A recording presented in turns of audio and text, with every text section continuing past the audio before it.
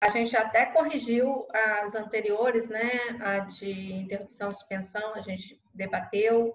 Hoje a gente vai debater essa da jornada, mas eu vou pedir que me encaminhe alguma delas junto com a atividade avaliativa para eu dar uma olhada nisso que vocês estão fazendo.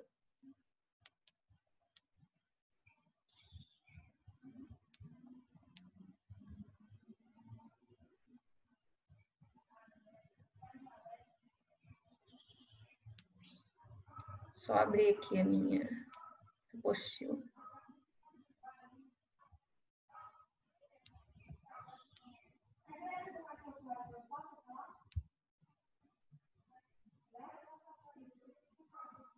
Bom, então, além daquela apostila geral que eu mandei para vocês, né? Tô dando aula aqui embaixo. Dá licença, pessoal, porque eu tô cheio de criança aqui hoje. Fazendo aula também, né? As crianças fazendo aula. Aquela apostila, né, que veio remuneração, alteração do contrato de trabalho e jornada. Aquela apostila vem resumindo tudo aquilo que eu acho importante. Na aula passada, eu consegui falar as questões de jornada que estavam dentro dela. Mas aí eu mandei para vocês um outro resumo de jornada a respeito da jornada de trabalho na intranet também na semana passada. Deixa eu adicionar aqui o Gustavo. E aí, nesse resumo, eu coloquei algumas curiosidades a mais do que as apostilas em geral, do que as apostilas em geral, a apostila geral traz.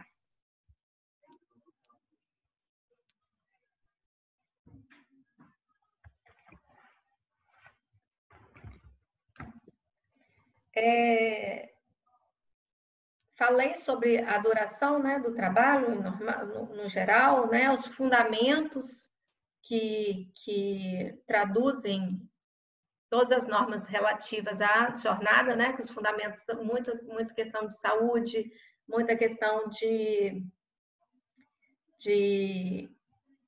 possibilidade da vida pessoal do trabalhador, né, tanto que quem faz jornadas extraordinárias imensas acaba gerando dano moral, por quê? Porque tira do trabalhador a oportunidade dele, do convívio dele social, né, da vida dele social. Só um minutinho, pessoal.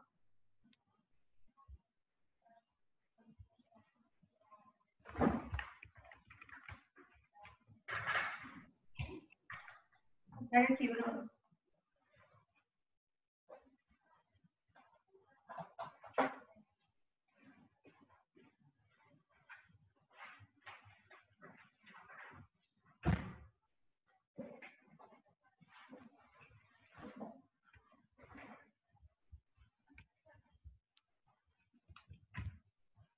Então, na sequência, então, quer dizer, os fundamentos da restrição da jornada, né?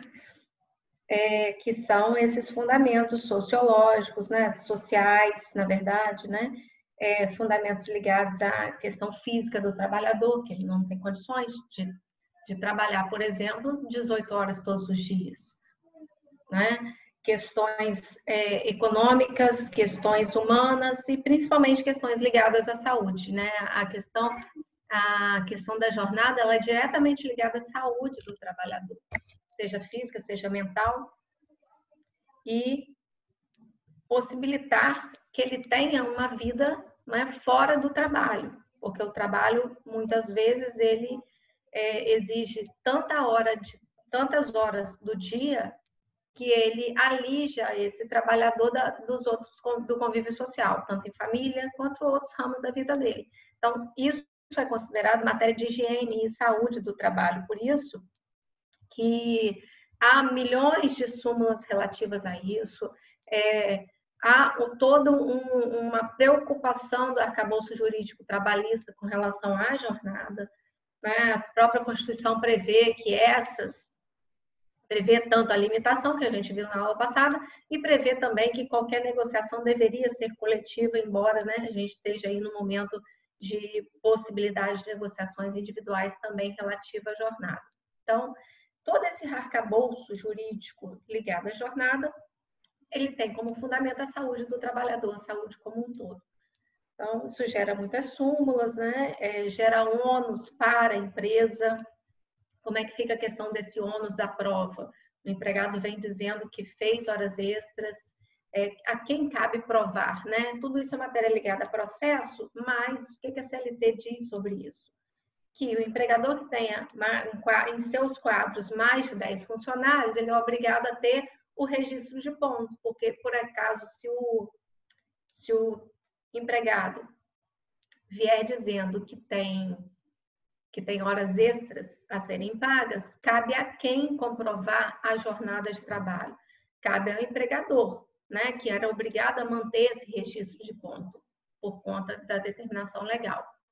Tá? E aí, se esse empregador não mantém esse registro de ponto corretamente, né, devidamente assinado pelo empregado, né, um controle idôneo de ponto, recai sobre ele o ônus de provar através de outros meios, né, sob pena de se considerar verdadeira alegação do autor quanto à jornada de trabalho. Então, isso é uma questão de ônus da prova, né? Então, o ônus da prova, em regra, é sempre de quem alega.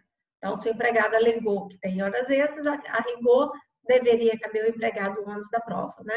Mas para empresas que têm mais de 10 funcionários, a lei impõe esse ônus a ser repassado para o empregador. Essa inversão de ônus, né? O ônus vai ser do empregador provar a jornada de trabalho do autor. E se o empregador não me traz esses controles idôneos e nenhum outro meio de prova, o que eu vou fazer? Considerar verdadeiras as alegações do autor na inicial, justamente por conta dessa presunção, né?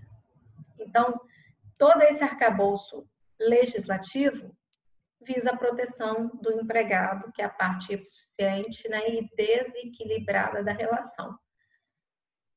Só que a gente vem nesse momento, né, de não só agora de pandemia, mas desde 2017 com a reforma, um momento de flexibilização de direitos. E essa flexibilização de direitos alcançou a jornada de trabalho, já era permitida constitucionalmente, mediante acordo de convenção coletiva, mas a CLT, ela traz determinadas reduções e possibilidades de flexibilizar ainda mais, como a gente viu a jornada 12/36, como a gente viu também o intervalo, que antes era de no mínimo 1 hora para o pessoal que trabalha 8 horas, e agora há a possibilidade dessa jornada ser de 30 minutos, né?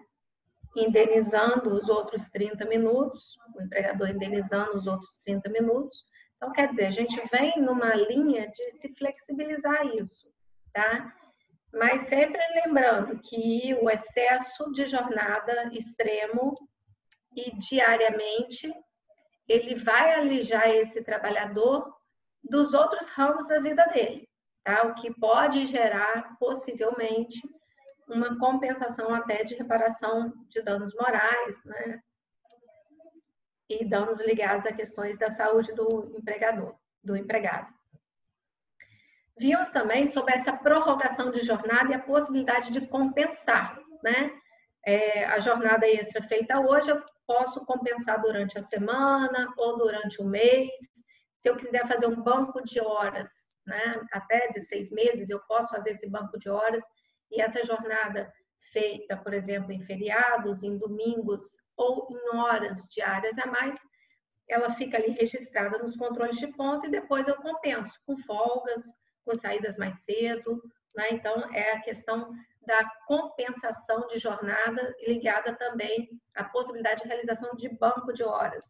O acordo de prorrogação de jornada, hoje, ele pode ser feito individualmente se for para compensar durante um mês, né? E a Constituição previa que qualquer compensação de jornada deveria ser mediante acordo coletivo, negociação coletiva. Também uma flexibilização trazida pela reforma trabalhista de 2017, né? Determinadas atitudes do empregado e empregador hoje são passíveis de ser feitas mediante acordo coletivo. Estou fazendo um resumo geral das partes mais importantes a título de jornada, mas está tudo nas apostilas que eu mandei. Não vou especificar todas as minúcias, porque são longas minúcias, né? E demandaria tempo grande de estudo, dia de estudos, mas estão todas na apostila, né? O trabalho noturno. O que é o trabalho noturno? Aquele feito entre 22 horas da noite e 5 horas da manhã. O que acontece com o trabalho noturno? Né? Por ele ser contrário à normalidade, né? E a própria questão ligada à rigidez física do trabalhador, porque à noite, em regra, seria para dormir, não para trabalhar. Então, ele é um pouco lesivo. Por ele ser lesivo, o legislador traz uma intensificação remuneratória, a título de reparação do trabalhador noturno. Ele ganha o quê? Ganha o adicional noturno. Então, o trabalho noturno, né, para urbano, tá? Lembrem-se que a gente está estudando a CLT. E esse trabalho noturno, ele varia. Por exemplo, no rural, ele começa às 21 horas e termina às 5 horas do dia seguinte na lavoura. Na pecuária, começa às 20 horas e termina às 4 horas do dia seguinte.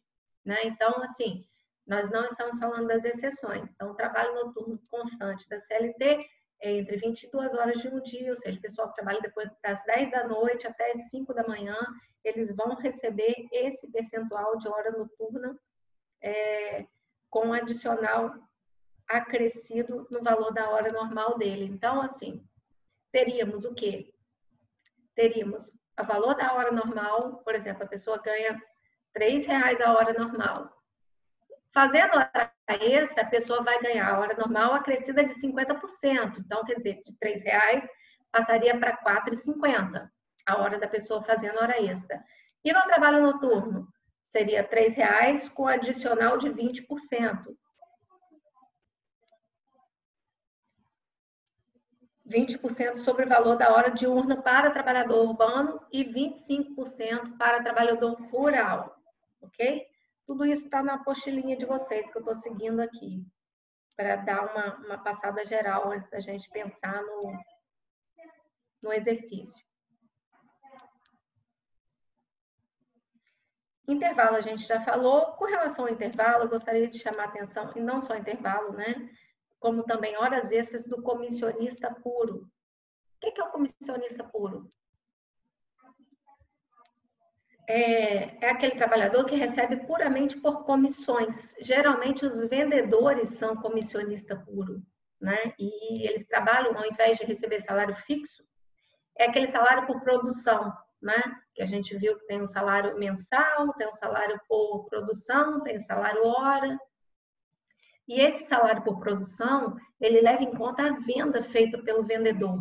Então, se eu sou vendedora numa loja, que acontece demais aqui em Itaperuna com grandes lojas, por exemplo, Casa Bahia, isso acontece demais. Tem reclamações sempre de Casas Bahia, de Casa e Vídeo.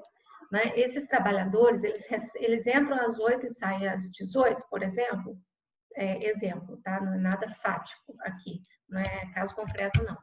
Eles entram às 8 e saem às 18 e eles só recebem a comissão das vendas. Então, por exemplo, se entre 8 e 18 eu tiro esse trabalhador do campo de vendas para fazer reunião, por exemplo, de 1 hora, eu estou pagando esse trabalhador essa 1 hora? Se ele não está fazendo vendas? Ou possivelmente fazendo vendas? Essa 1 hora que ele destina, por exemplo, para reuniões, o empregador não está pagando, porque está tirando a possibilidade dele estar fazendo vendas, né? E incrementar a remuneração dele. Obviamente que o empregador ele é obrigado a garantir o mínimo, né?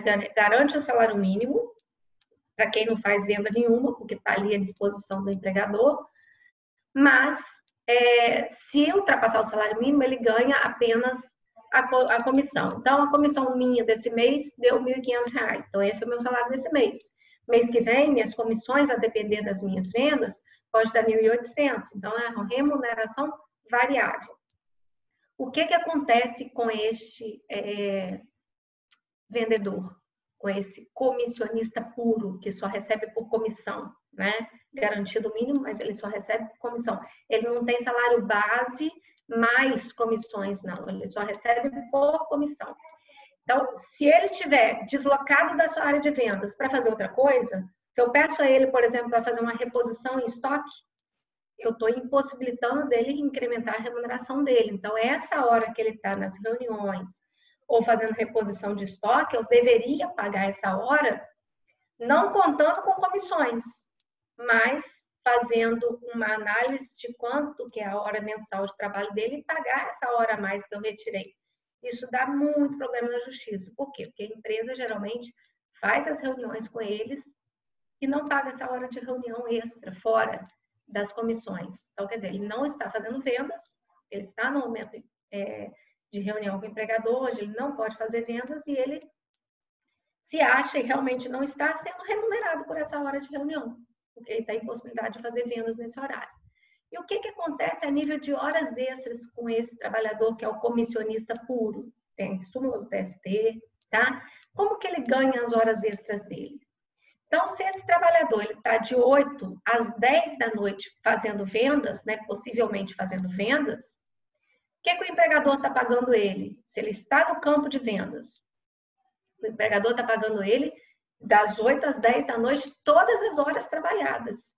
E como é que fica as horas extras além da oitava? Se ele já estava lá fazendo vendas, a hora trabalhada dele está paga. O que falta o empregador pagar deste momento de horas extras? Só o percentual de 50% a mais, tá? Então, como que se faz o cálculo do comissionista puro? Se ele está no campo de vendas, todo o tempo que ele está no campo de vendas, eu considero que a hora dele está paga, trabalhada. Mas, o momento que ele está em horas extras e a hora já está paga, só falta o acréscimozinho de 50%. Então, só tem que pagar aquele plus de 50% sobre as horas extras por ele feitas. Pessoal, gostaria que vocês falassem, estão entendendo?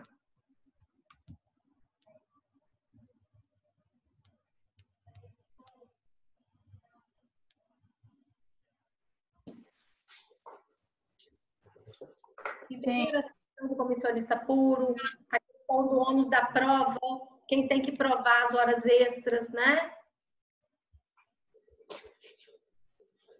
Alguma dúvida?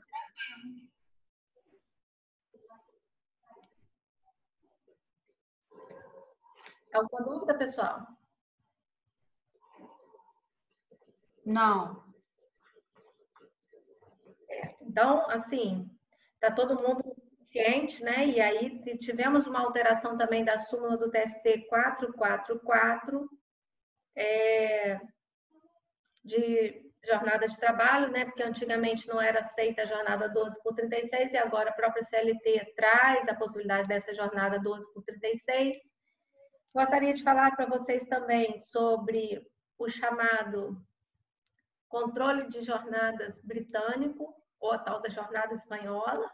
Quem leu a apostila sabe que controle de horário britânico são aqueles controles com horários invariáveis de jornada. Significa dizer que todo dia eu entro às 8 e saio às 17. Todo dia eu coloco às 8 e saio às 17. O que a legislação, a jurisprudência prevê para esse tipo de controle? Prevê que esse tipo de controle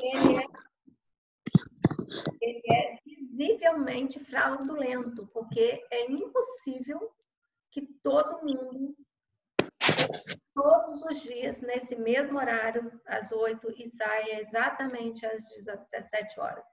Tem que ter uma variação, porque é normal que se tenha uma variação. Entro 8 e 5, tem dia que eu chego 10 para as 8, tem dia que eu, né? Então, a variação, ela é natural. Então, assim, esse controle de jornada britânico,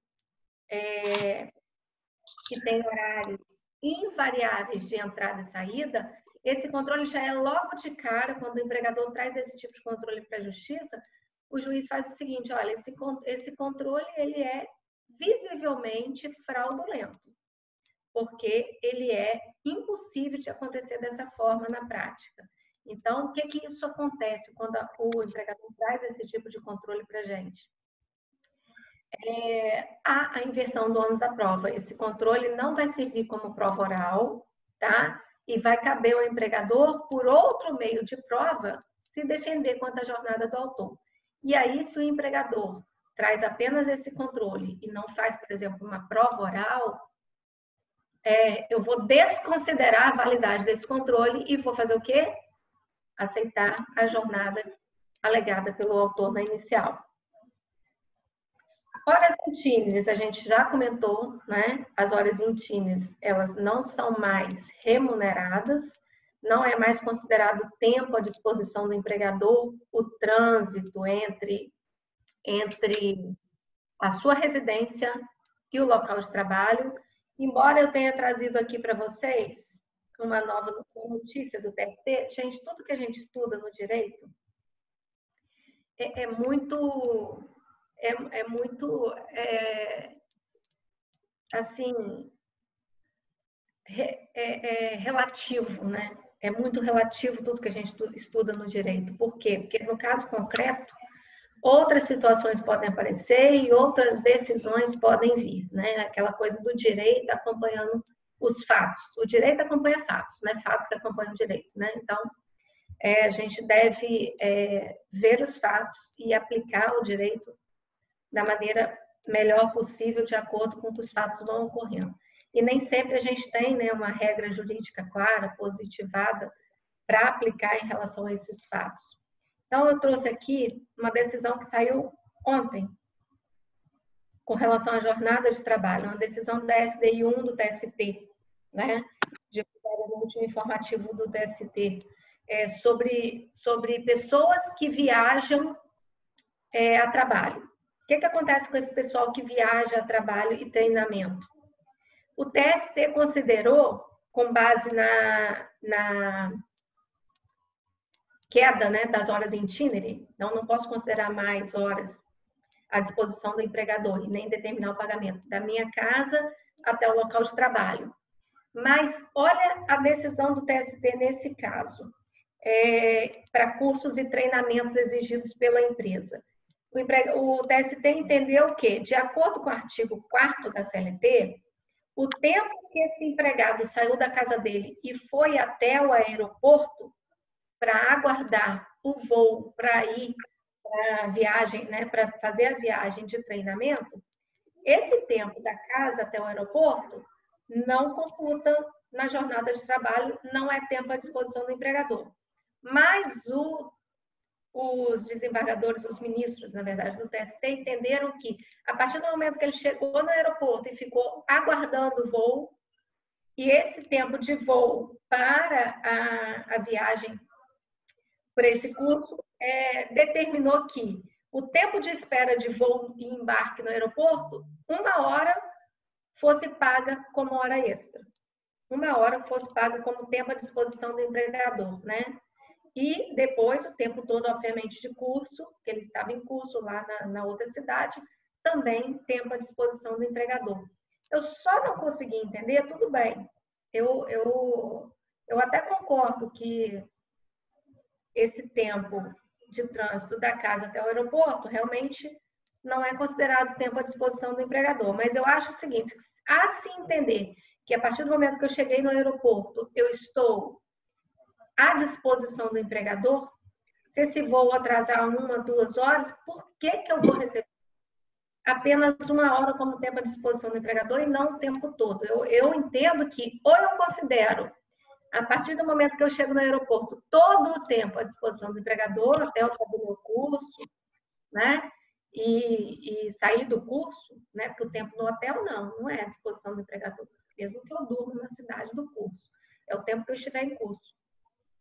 Ou eu não considero esse tempo todo de aeroporto e de trânsito no avião até a cidade do curso, e só o momento que eu estiver fazendo o curso fora, tempo à disposição do empregador. Entenderam, assim, a minha dúvida com relação a essa decisão do TST? Professor, e se acontece um acidente nesse intervalo da casa para o trabalho, como é que fica? É um acidente de percurso, né? O acidente de percurso... Não é considerado um acidente ele trabalhando, no trabalho, no caso. É equiparado a acidente de trabalho para fins de previdência e de estabilidade. Ok, obrigado. O que que acontece? A reforma, aquela MP 905, que agora decaiu, né, que não foi transformada em lei, e que eles estão tentando transformar em lei agora, essa MP 905, que falava do contrato verde e amarelo e tudo mais, ela vem tirando o acidente de trajeto, que é esse que você está me perguntando, né? Quando a pessoa sai de casa para ir para o trabalho, acidente de percurso ou de trajeto. Que a lei da previdenciária, ela sempre considerou equivalente, equiparado a acidente de trabalho para fins previdenciários e gerava o quê? O recebimento do auxílio-doença acidentário e gerava também a estabilidade de 12 meses, porque foi considerado acidente de trabalho. A tendência, e essa MP 905, foi determinar que não caberia mais equiparar isso ao acidente de trabalho e não geraria mais a estabilidade de 12 meses para esse funcionário. Por quê? O que o empregador tem a ver se ele sofreu um acidente da ida da casa para o trabalho? O empregador ainda nem estava, não tem culpa, não é só questão de culpa. Ele não tem culpa objetiva e nem responsabilidade, culpa subjetiva e nem responsabilidade objetiva nisso. Né? Porque isso é um acidente que pode acontecer com qualquer um, seja indo para o trabalho, seja indo para a igreja, ou para qualquer lugar. Então, gera, né, ainda um ônus para o empregador de ter que manter esse empregado durante 12 meses sem mandar embora. Por quê? Porque é equiparado a acidente de trabalho. Então, a tendência, já foi fulminada isso durante um certo tempo, né? E a tendência é não ser considerado mais acidente de trabalho, esse acidente de trajeto. O que gera desse acidente de trajeto é a indenização previdenciária para lá, mas para fins trabalhistas, a tendência é acabar com isso completamente, certo? Então, assim, mas o que eu estou falando não é acidente, o que eu estou falando é tempo à disposição do empregador, quando esse empregado está no momento de viagem. A partir de quando que eu considero que ele está à disposição do empregador? E aí, essa decisão que eu estou falando com vocês do TST, considerou que ele começa a contar o tempo à disposição do empregador no aeroporto, mas limitou isso a 1 hora. Isso é que eu não consegui entender. Porque, assim, para mim, ou eu considero que ele, a partir do momento que chegou no aeroporto, ele está até o tempo que ele for ao curso e depois sair do curso para ir embora, para o hotel descansar, esse tempo todo ele está à disposição do empregador, ou eu não considero que esteja nesse período de aeroporto, de espera, considero isso ainda trânsito, e começo a contar o tempo à disposição do empregador apenas no momento que ele entrar no curso, na aula ou no treinamento dele lá na outra cidade. Porque assim, o que eu não consegui entender? Eu não consegui entender a limitação de 1 hora. Entende? Uhum. O que eu vou considerar apenas 1 hora do período que ele está no aeroporto como tempo à disposição do empregador? O resto não. Eu não consegui entender isso. Certo? E se essa conexão demorar, por exemplo, 3 ou 4 horas para ele poder continuar? Então, esse o meu questionamento. A conexão pode demorar 3 ou 4 horas e o TST entendeu que esse tempo do aeroporto apenas 1 hora é tempo à disposição do empregador. Pode demorar 10 horas e limitou a 1 hora esse tempo à disposição do empregador. Que, no meu entender, eu ou considero todo o tempo de aeroporto tempo à disposição do empregador, ou eu não considero nenhum. Entende? Eu não tenho... Por que eu vou arbitrar 1 hora? Eu não consigo entender isso. Não consegui entender isso. Eu achei que... E foi um julgamento que teve muita divergência. Quase nenhum ministro concordou um com o outro sobre o que saiu aí nesse julgamento, entendeu?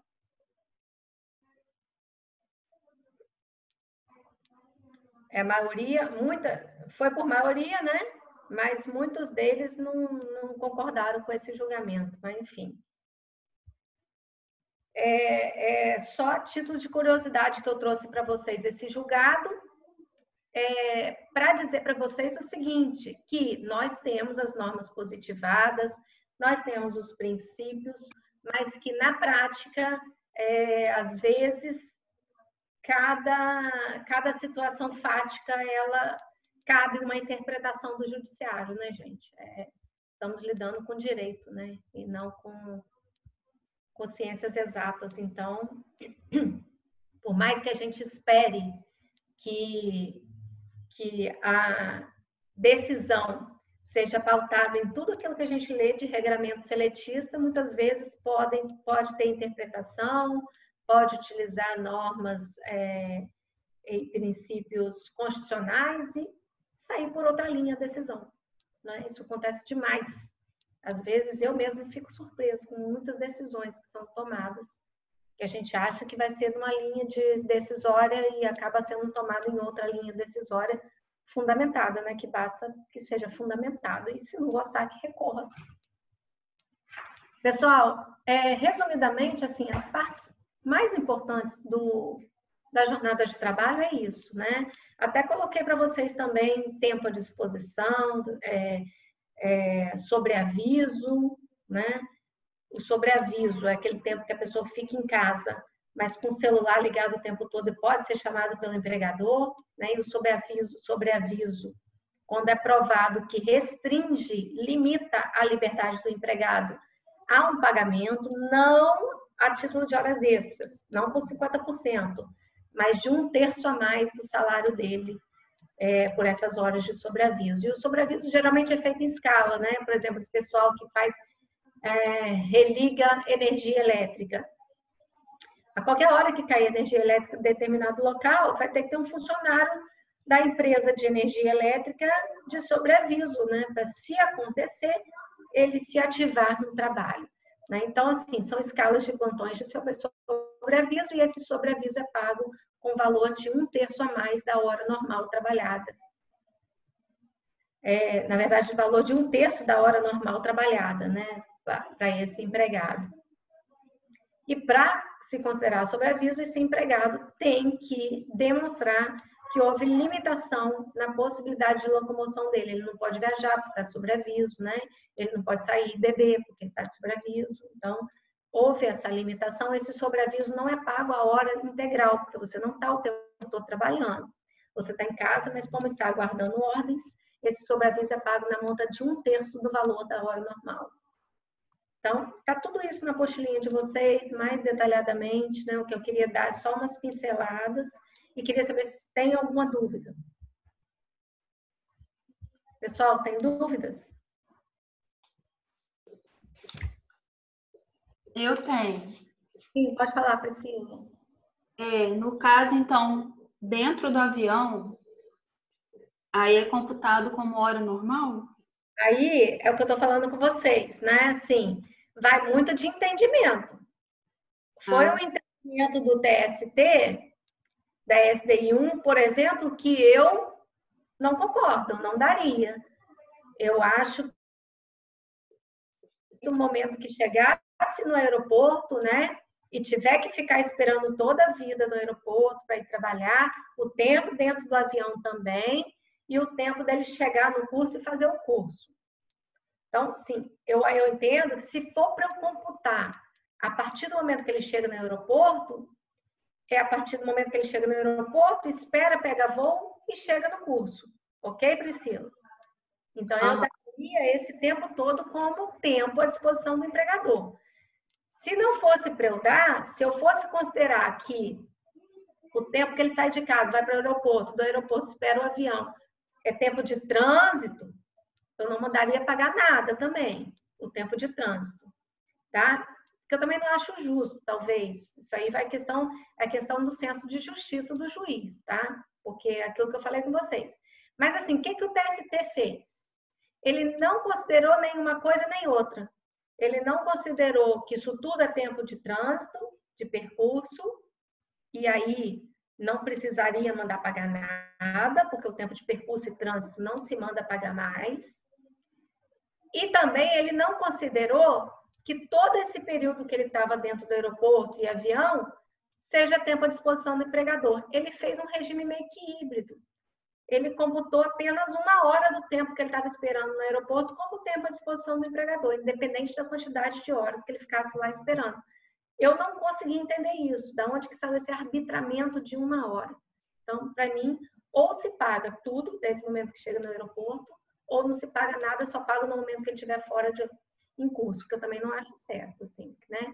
Ele vai ter um período de trânsito muito longo, não é o local de trabalho dele, então talvez eu mandasse pagar desde o momento que chegou no aeroporto, espera, e todo o tempo que ele estiver lá fazendo o curso, como hora à disposição do empregador. Mas é aquilo que eu falei com vocês, né? Como direito, e não é 2 mais 2 são 4, não é ciência exata, a interpretação